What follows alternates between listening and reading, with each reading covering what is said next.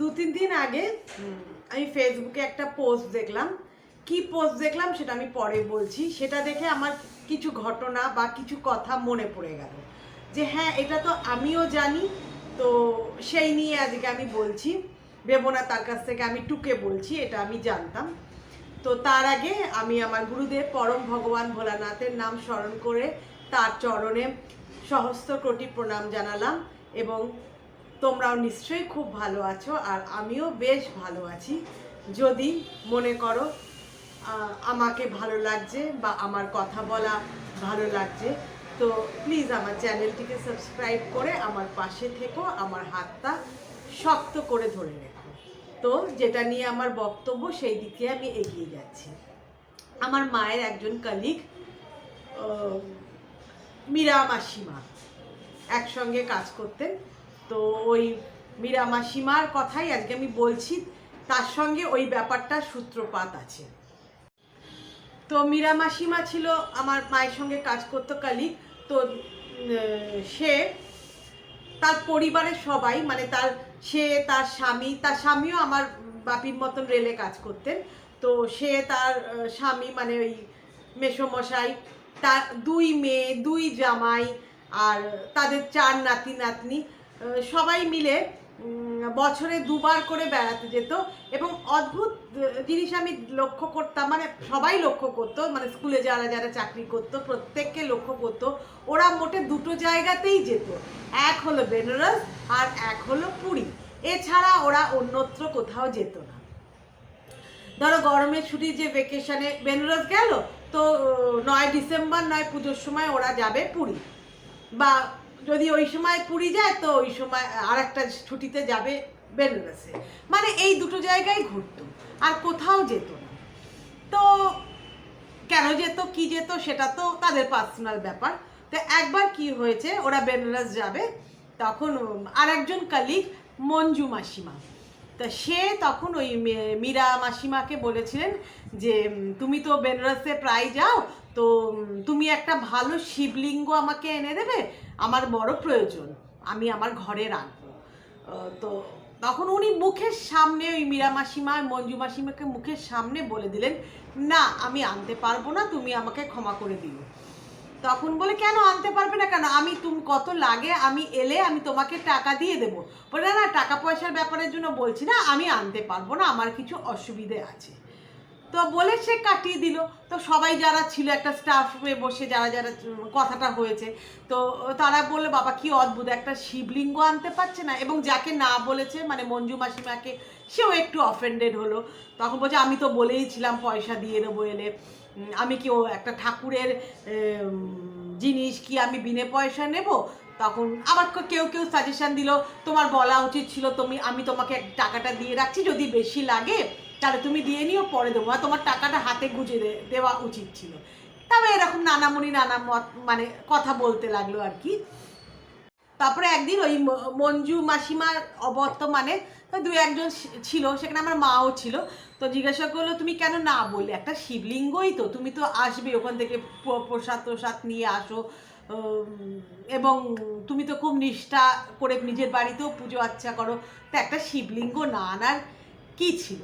তখন বলো, না ওইটা যদি আমি কখনো শিবলিঙ্গ বা কোনো ঠাকুর দেবতার ব্যাপার, বিশেষ করে শিবলিঙ্গ আর গোপাল, এই 2টো জিনিস আমি কখনো কাউকে দিই না, কারণ এতে তার কি হবে, তার মঙ্গল হবে কি তার খারাপ হবে জানি না, কিন্তু আমার খারাপ হতেও পারে।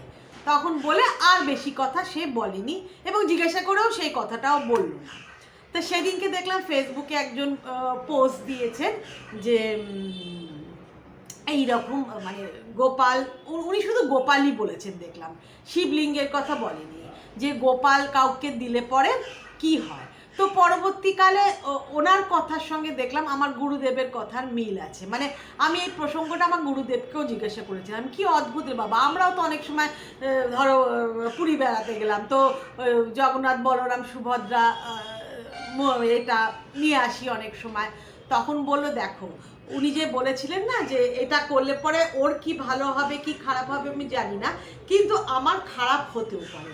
এইটা কেন বলেছিলেন জানো, তো যদি তুমি কাউকে গোপাল এবং মানে পার্টিকুলারলি আমার গুরুদেব গোপাল এবং শিবলিঙ্গের কথাই বলেছিলেন, যদি দান করো, এবার তুমি তো তার দান করো বা প্রেজেন্টেশনে দাও বা কেউ আনতে দিল সেই ক্ষেত্রেও তুমি যদি দাও, তাহলে কি হবে বলো তো, তোমার হাত দিয়ে তো ওনারা এসছেন, তো হয়তো যাকে তুমি দিচ্ছ সে কিন্তু ভালোভাবে তার সেবা করতে পারছেন না, তুমি তো দিয়েই খালাস, কিন্তু সে হয়তো তাকে সেবা দিতে পারছে না, ঠিক সময় তাকে খেতে দেবা। বিশেষ করে ওই ফেসবুকের ভদ্রমহিলা বলেছেন গোপালের কথা, আমার গুরুদেবও বলেন গোপালকে 3 বেলা সেবা দিতে হয়, তাকে ঘুম পাড়ানো, তার নানা রকমের ব্যাপার থাকে, তাকে একটা ছোট শিশুর মতনই তো লালন পালন করতে হয়, সেটা অনেকেরই ধৈর্যই কুলোয় না এবং অনেকের সময়ও থাকে না। তাই জন্য আবার অনেকে দেখবে সেটা একটা শো পিস ভেবে তার আলমারিতে বা শোকেসে সাজিয়েও রাখে, তাহলে কি সেই গোপালকে তো তুমি আটকে রাখা হলো। এবং শিবলিঙ্গেরও প্রতিষ্ঠা করা তো সে ব্যাপার না, তোমাকে ব্রাহ্মণ ডেকে তাকে প্রতিষ্ঠা করতে হবে, তার প্রাণ প্রতিষ্ঠা করতে হবে, তবে তুমি তোমার নিত্য পুজো করতে পারবে। তো সেটা অনেকেই জানে না। একটা শিবলিঙ্গ কেউ নিয়ে এলো, সেটা পাথরের বাটিতে বসিয়ে দিয়ে হয়তো রোজ সে দুধ দিয়েই করছে, কিন্তু তাকে যে প্রথম অভিষেক করা সেটা হয়তো সে ঠাকুর মশাইকে দিয়ে বা পুরোহিত মশাইকে দিয়ে করায়নি।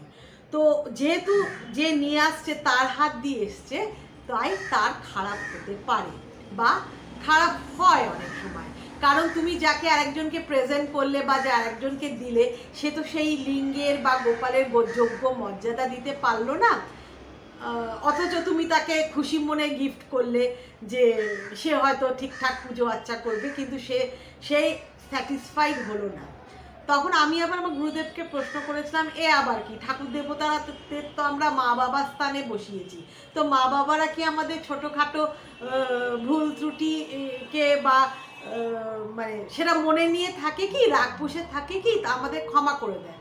বলে দেখো সেটা আলাদা ব্যাপার, কিন্তু তুমি যখন তুমি ঠাকুর পুজো করো না, তোমার ঠাকুরের সিংহাসনে তুমি লিমিটেড ঠাকুর রাখো, একটা ঠাকুরই রাখো, কিন্তু যাকে রাখছো তাকে যোগ্য মর্যাদা দিও, তাকে যেরকম করে পুজো আচ্ছা করতে হয় সেরকম করো, কারণ তারা তো দেবদেবী না, তাদের যোগ্য মর্যাদা দিতে হয়।